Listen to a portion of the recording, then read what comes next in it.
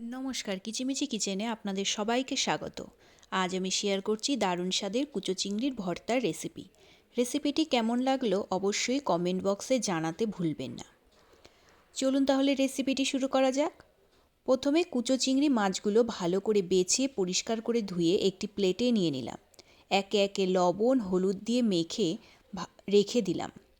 অন্যদিকে গ্যাসে একটি কড়াই বসিয়ে কিছুটা পরিমাণ সর্ষের তেল দিয়ে দিলাম।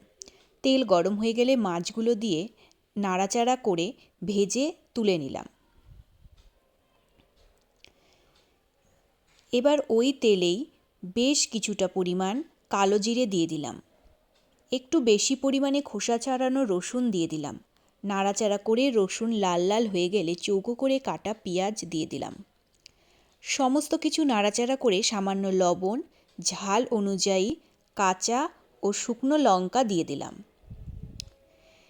এবার সমস্ত কিছু নাড়াচাড়া করে ভালো করে ভেজে নিলাম।